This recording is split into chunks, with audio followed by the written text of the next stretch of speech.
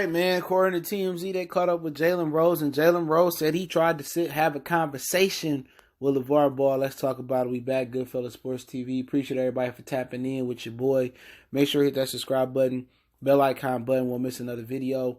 And Jalen Rose said he tried to reach out to LeVar after what happened with his wife on ESPN, where LeVar was like, "Oh, you could change gears with me anytime."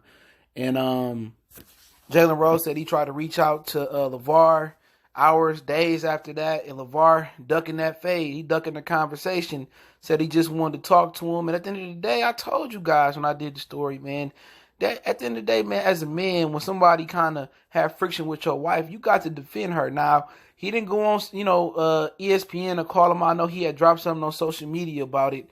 I ain't really listened to it, so it can't be that malicious if it ain't made the round. So, he said he just want to talk to him and clear the air and over the phone. And at the end of the day, maybe LeVar feel like it was a setup to get him kicked off ESPN and he ain't got shit to say to Jalen Rose. But like Jalen Rose said, his wife said it's above her pay grade that they banned him from ESPN.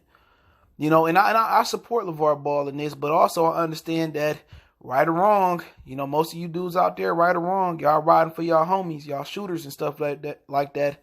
Right or wrong, you supposed to ride for your wife, okay, and your kids and everybody in your immediate vicinity, your mama, your grandmother, your grandpa.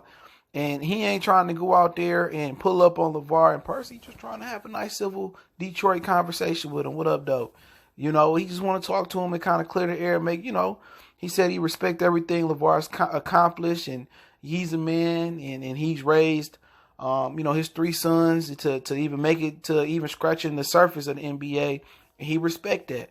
But at the end of the day, you gotta talk to me, about that's my wife and I gotta defend my wife and we gotta clear the air and make sure y'all don't run into each other on Rodeo Drive or in Manhattan, wherever y'all may be, cross paths, that we know it ain't no animosity. All right, so I know where you standing at and what level you standing on with my wife, and I just want to be there and be the bridge to healing the situation. We don't need no more friction or no more, animosity between black men or or in general. So she basically she say she didn't try to get him banned. Dez Bryant spoke up for LeVar Ball. And it shouldn't even have got to this point. They pretty much created LeVar Ball, let him come say whatever he want to say. And yeah, like he said, I don't work for ESPN. They can't ban me. I don't work for them. And he right. And they just took it too far, man, with the ban and stuff. But I understand where Jalen coming from, man. You can't look like no punk, especially in a situation like this.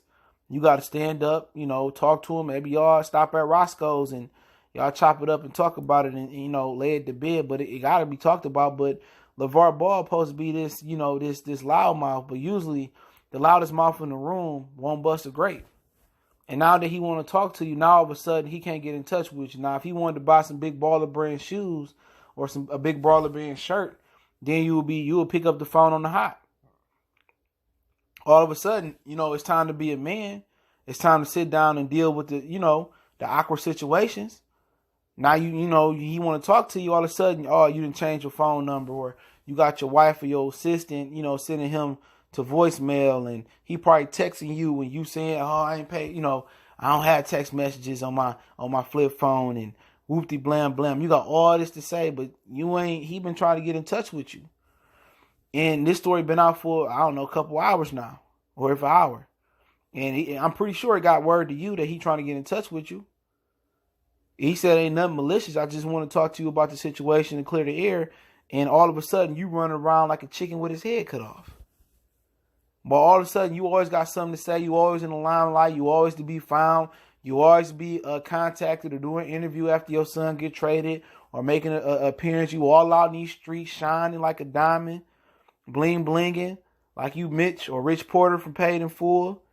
You that guy. But as soon as some animosity, or a critical situation comes, as soon as you got to deal with some friction, all of a sudden you acting like you from Chino Hills. You ain't acting like you a loudmouth from, Watts or Compton or something like that. You ain't keeping that same energy. So it don't surprise me, man. You hit a bully in the mouth, 9 times out of 10, he going to sit down and be quiet. You going to tame that boy. But hey, it is what it is. I'll link the article from TMZ in the description, man. Let me know what y'all think, man. Should LeVar holler back at Jalen Rose? And if that's your wife, what precautions and And what are you doing? Are you making a way to pull up on him and find out where he's gonna be? And if he ain't picking up the phone, you looking for a physical confrontation where you can sit down and talk to him, or you just bombing him off rip. So let me know where y'all stand at on it. Don't forget we on Facebook, Instagram, Twitter. You can reach out to the email. All those links or information in the description. Intro instrumental link in the description as well too. Continue to share the videos, man. Appreciate the love and support. We gone.